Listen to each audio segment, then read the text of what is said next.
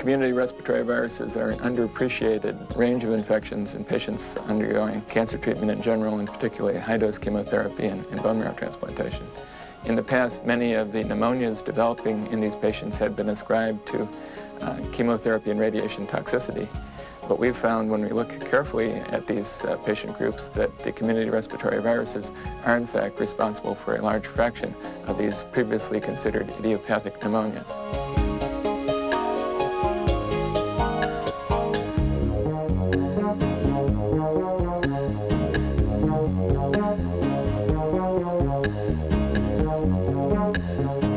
It's somewhat disturbing to recognize that we fail to appreciate the significance of these viruses in these patient populations for a long period of time. What makes it even more important is the fact that if the infection is not treated, there is a good possibility of the patient's infection progressing to involve the lower respiratory tract, and these patients with pneumonia have a high mortality rate. Community respiratory viral infections are associated with serious morbidity and mortality in immune-compromised patients, particularly bone marrow transplant and leukemia patients. The major complication is pneumonia, where around 50% of these patients who start with an upper respiratory tract infection would be complicated with pneumonia. The three most important viruses are the respiratory syncytial virus, influenza, and parainfluenza. The frequency with which they occur varies somewhat from institution to institution. I think it's fair to say that most instances RSV is the most common. These infections parallel the infections occurring in our community around MD Anderson. We actually watch the Children's Hospital next door, and when they begin to see RSV infections, we know they're likely to be coming to our patients as well. Those patients who are recipients of an allogeneic transplant are at higher risk of developing infection and at higher risk of developing pneumonia and even dying than the patient who is receiving an autologous transplant. The other thing is that patients seem to be at higher risk pre-engraftment and post-engraftment. The bone marrow transplant patients, by the nature of the procedure, receive the maximally tolerated doses of chemotherapy and are most severely immunosuppressed.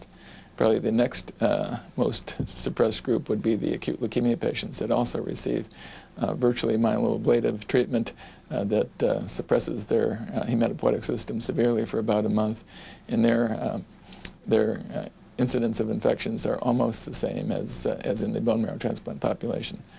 Patients receiving less intensive forms of chemotherapy are less likely to develop progressive infections. For those patients who develop pneumonia, the mortality rate is substantial. Of course, it depends somewhat on the virus responsible for the infection, but if they go untreated or if there is no treatment available, the mortality rate can be anywhere from 60 to as high as 100% depending on the virus. So clearly this is a significant problem. Well, the worst one is in terms of mortality was the respiratory syncytial virus, RSV infections.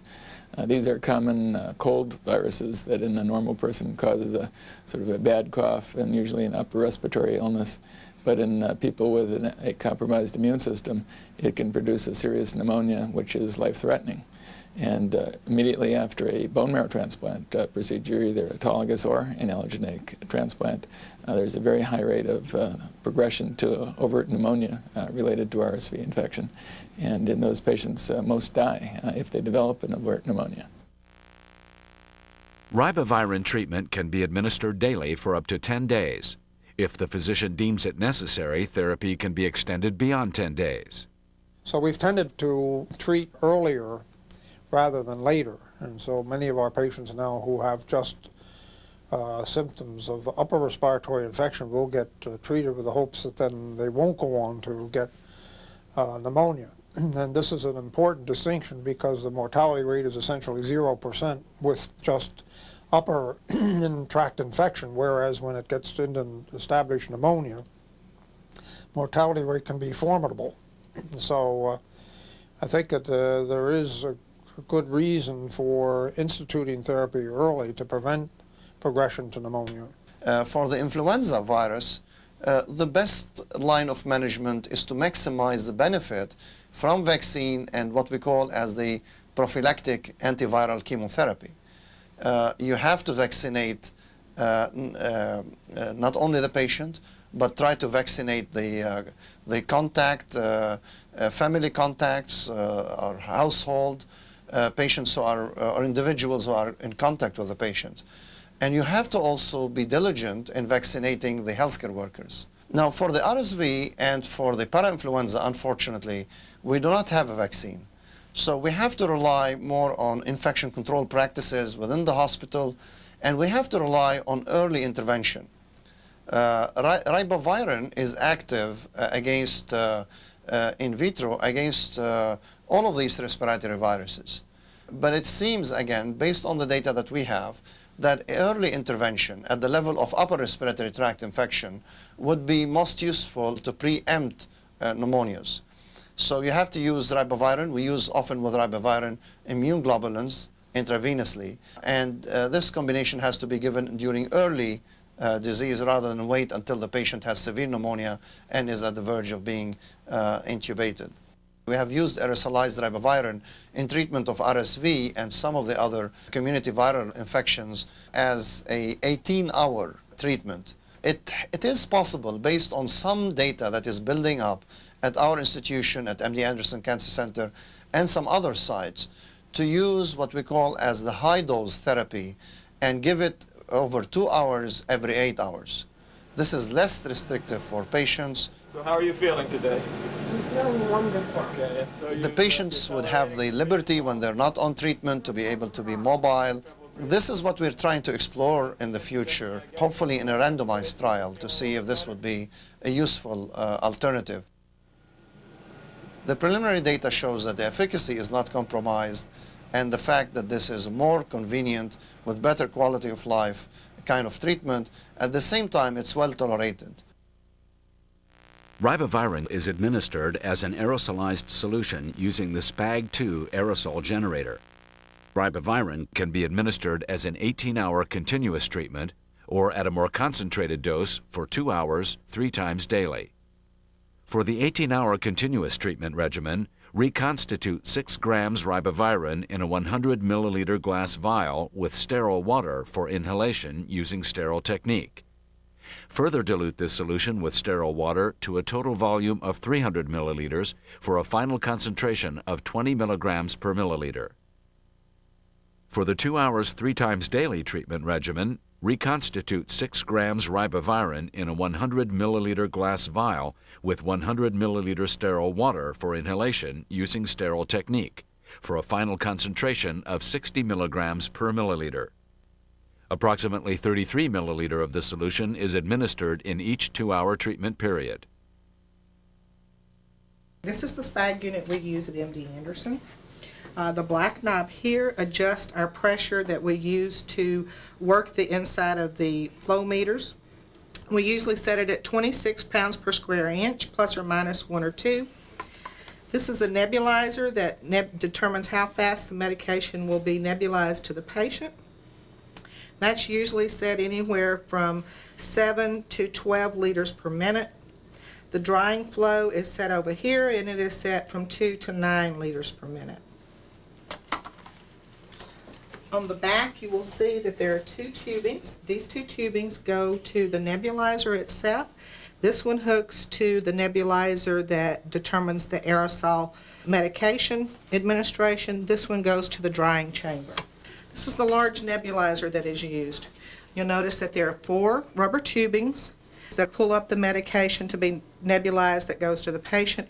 Inside, you'll know that there is a rubber ring. It's really important that whenever you set this up, that the rubber ring is seated in here so that whenever you put the cap on, you don't have a leak. If you have a leak, then that affects the rate at which your nebulization occurs. If it's on, it locks in, goes inside the system, and it clicks into the white part to keep it level. It's very important that it stays level. The blue one, that is the smaller one, clips on there. The larger one, the black one, clips on to the other one. And then you have the medication tubing that goes in for the drying chamber. The drying chamber fits in, is pushed onto the nebulizer, and you'll notice that there's a little black rubber ring right there. You need to make sure that the drying chamber is seated to that. Your aerosol tubing to your patient will fit here. And then your mask hooks to the end.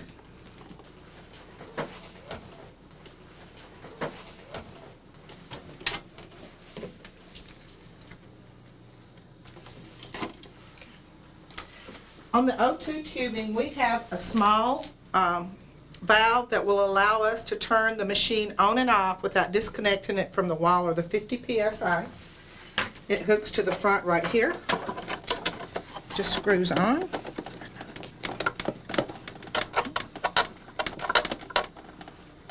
This part pushes open to keep it from activating whenever you screw it into the wall.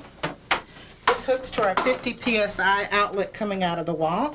And we do our therapy with 100% oxygen, but you can take and hook it to a blender and also give them a FiO2 percentage rather than 100%. Once it is in, then we turn it on for a second to check it to make sure that our working pressure is at 26, and it's adjusted, like I said, by turning this small knob right here, the black knob, to put it at 26. This is our nebulizer flow that determines how fast the medication will be nebulized. And if you'll notice that whenever it's bubbling inside here, that it's throwing up, you'll see 3 different places to where the medication is hitting the side of the jar. Once we've determined our flow, about 8 in the center of the ball, then you turn on your drying pressure, and we usually put that around 6. And what you want to do is you want to watch, it usually takes about 10 minutes for this to equalize, is to watch your drying chamber in the back to see if you can just see just a little bit of the mist as it goes through to the patient.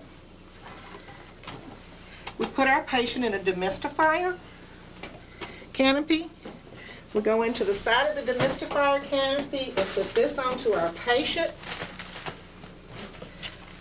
Tuck the canopy back around our patient. And the patient is on the demystifier. And the demystifier will pull up most of the particles that come out from the patient. We found with the test that we run by our environmental services, whenever they came in and they tested the room after we had run the treatment for 18 hours, that they found very little ribavirin outside the tent within the room itself. A lot of patient education needs to occur so that the patient has a good understanding of why this treatment's important. Patient compliance or adherence to keeping the mask on and keeping, the inhalation therapy going, the aerosolized ribavirin, it really depends a lot on the patient's ability to understand and comply with what the treatment is. The portable tents have made a huge difference in the convenience of patients. Initially, we had these huge structures over the patient's beds, much like an old-fashioned oxygen tent that kids used to be put into when they needed oxygen therapy. Now, the new HEPA-filtered units that are much more mobile and portable can be wheeled off to the side in the room and don't take up so much space. At our institution, between 1993 and now 2001, we've been able to decrease the nosocomial transmission rate from a high peak level of 4.3 per 1,000 patient days on bone marrow transplant to only 0.1 per 1,000 patient days. Before a patient ever receives their bone marrow transplant, we evaluate them to be sure they aren't coming down with a respiratory illness. If they are, we delay the transplant until they've recovered. If the patient has any symptoms, we'll do a nasal wash and look for by the RSV early antigen detection to see if they are infected. And again, wait for that to clear before we go ahead with the transplant. This is extremely important to check with the patient, to ask patients, particularly bone marrow transplant patients or leukemia who stay in the hospital for a long time period, on a daily basis, if they have any nasal congestion, if they are having any symptoms suggestive of cold, running nose, sore throat, and then to do nasal wash and determine whether they have RSV early.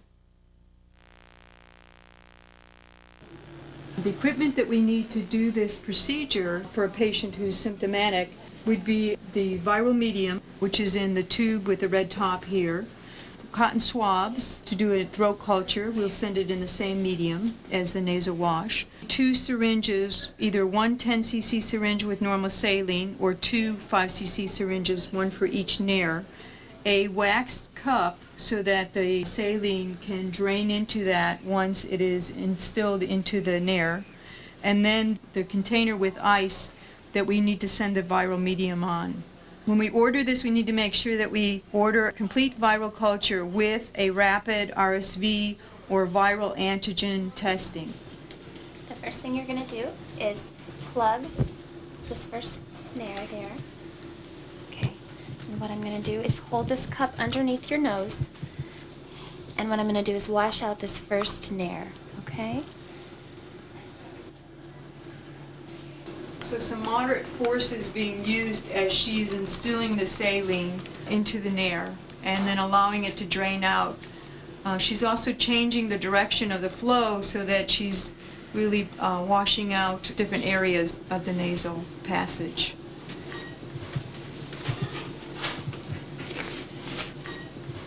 Now she'll proceed to go to the other nair. It's using the same cup, same basic procedure. Okay, I'm going to hold this underneath your nose. We're going to do the same thing with the other nostril. Okay? Saline decreases the irritation to the nasal passages and the burning sensation. Regular sterile water may cause more burning since it's not isotonic. She'll now do a throat swab, again using cotton swabs, swabbing 2 areas of the throat. Okay. I'm going to be touching the back of your throat. It may make you gag. Okay? I'm going to do it twice. Okay? Open wide.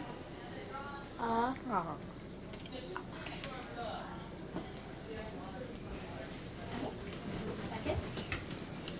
We actually use the same viral medium for both the nasal wash and the throat swab, breaking off the cotton tip applicator into the viral medium. Occasionally we'll get results that will say non-sufficient or insufficient number of epithelial cells seen, and if that's the case, what we will usually do is repeat the culture either several hours later or the next day.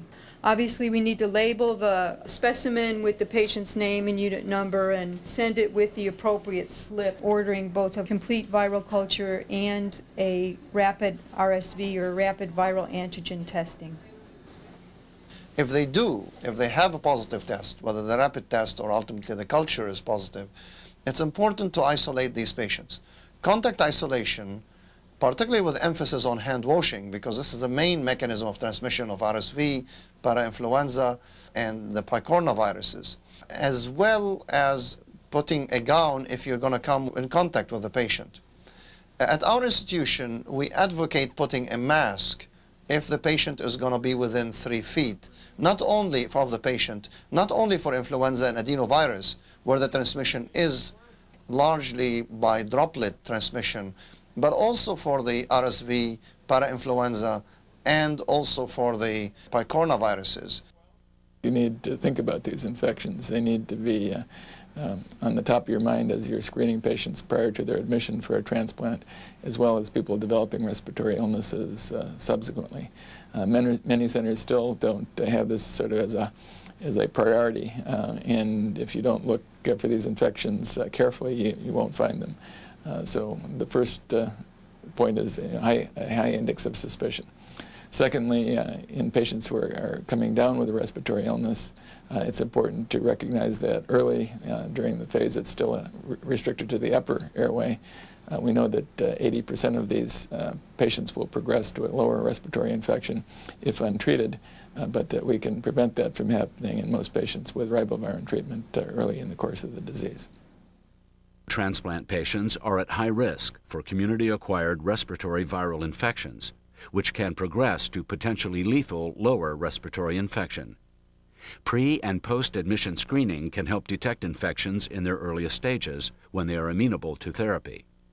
Contact isolation, gloves, gowns, and proper hand washing can help to prevent transmission of infection. And finally, early treatment with ribavirin can reduce the risk of progression from upper respiratory infection to viral pneumonia.